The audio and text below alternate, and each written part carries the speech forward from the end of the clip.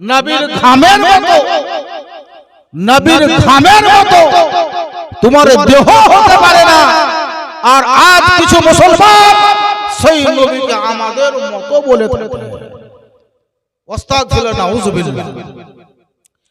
কেউ যদি বলে নবী আমাদের মতো, তার ঈমান হারা হয়ে যাবে।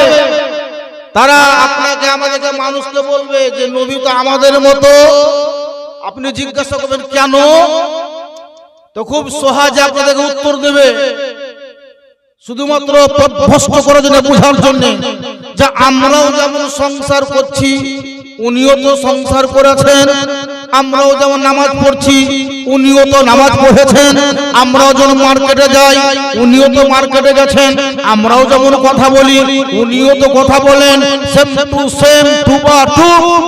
আমরা যেমন ভাবে চলি উনিও তো ওইভাবেই চলেছেন, বলেছেন সেম আমাদেরই মতো দেখতে, যার জন্য তারা বলবে আমাদেরই মতো।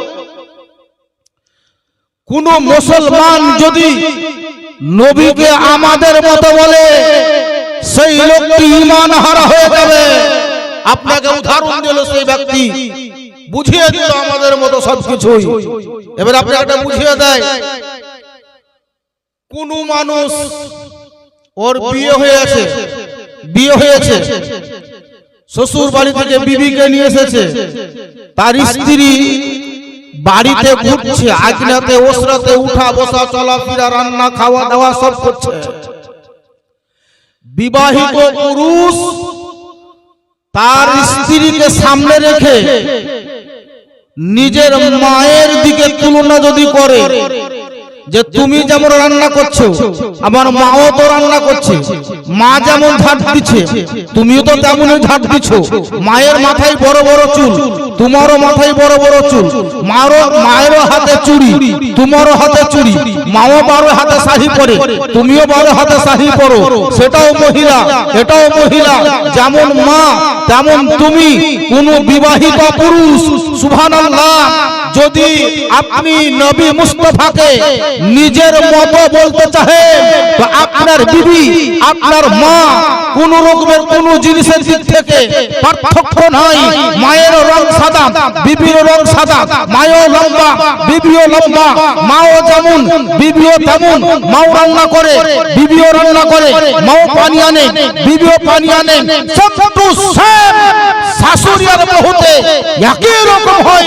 তারপরে কোন বিবাহিত পুরুষ যদি তার বিবিকে বলে, বিবি তুমি আমার মায়ের মতো দেখতে, বিবি তুমি আমার মায়ের মতো, আমার মায়ের মতো রং তোমার, তার মানে আমার মাও যেমন তুমিও তেমন, তুমি আমার মায়ের মতো আর আমার মা তোমার মতো। যদি কেউ এই কথাটা বলে দেয়, খোদার কসম করে বলি, বিবিকে যদি মায়ের সঙ্গে তুলনা করে সঙ্গে সঙ্গে তার বিবি তালাক হয়ে যাবে। বিবিকে যদি মায়ের সঙ্গে তুলনা করে তালাক হয়ে যায়, তো নবী মুস্তাফাকে আমার মতো যদি বলে, সেই ব্যক্তির ঈমান বরবাদ হয়ে যাবে।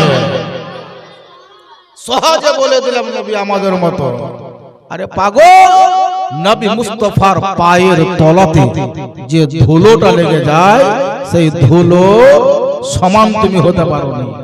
নবী মুস্তাফার মস্তক মুবারকের চুল মুবারকের যে পাওয়ার আছে, ক্ষমতা আছে, তোমার পুরো বংশতে কেউ তুলনা করতে পারবে না। আর নবীকে তুমি আমাদের মতো বলছো। হাদিস শরীফের মধ্যে লেখা আছে, নবী আমাদের জন্য রহমত, কি রহমত নয় একবার লক্ষ্য করে দেখুন। মদিনার সরজমিনে কোন একজন মা, তার একটা রোগাক্রান্ত বেটা, বড় বড় ডাক্তার কবিরাজ হাকিমের কাছে চিকিৎসা করা হলো। হাকিম জবাব দিল, তোমার ছেলে সুস্থ হবে না। কবিরাজ বলল, তোমার ছেলে সুস্থ হবে না। ডাক্তার বলে, তোমার ছেলে আর সুস্থ হবে না, তোমার ছেলে আর বেশি দিন বাঁচবে না।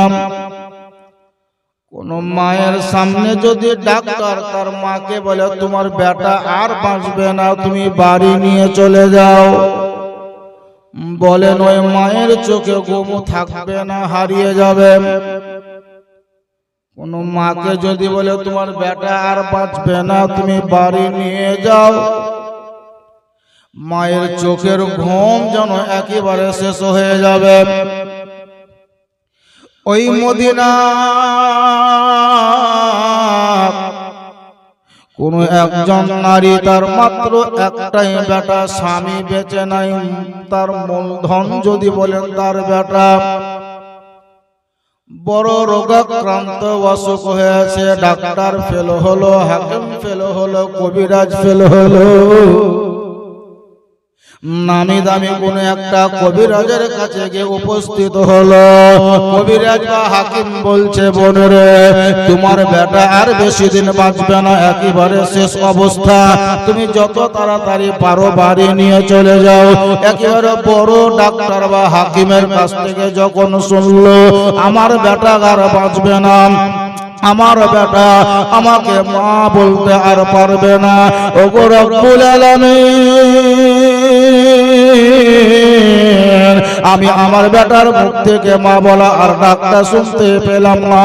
এই চিন্তায় চিন্তিত নারী বা মহিলা তার বেটা বা ছেলেটাকে একটা আঁচলে ঢেকে মদিনার দিকে রওনা হলো। বাবা মদিনার সরজমিনে যখনই প্রবেশ করলো, মদিনার সরজমিনে যখন ঢুকলো, ওই জননী মা তার চোখ থেকে শুধুমাত্র অশ্রু বা পানি ঝরে, আঁচল দিয়ে মুছে দেয়। ছেলেটাকে ঘাড়ের উপরে নিয়েছে, একেবারে বাচ্চা ছেলে, খুব বড় বয়স বেশি হবে না, ছেলেটা একেবারে রোগাক্রান্ত, পাতলা দুবলা হয়ে গেছে। মা তার ছেলেটাকে ঘাড়ের উপরে ফেলে একটা আঁচলে ঢেকে বাড়ির দিকে রওনা হলো। মদিনার রাস্তার উপরে কোন একজন মা জননী দাঁড়িয়ে আছেন, আর ওই ছেলের মা ছেলেটাকে ঘাড়ে করে নিয়ে আসছে। রাস্তায় দাঁড়িয়ে থাকা ওই মদিনার মেয়েটি জিজ্ঞাসা করছে, বাবু কোথায় গেছিলাম?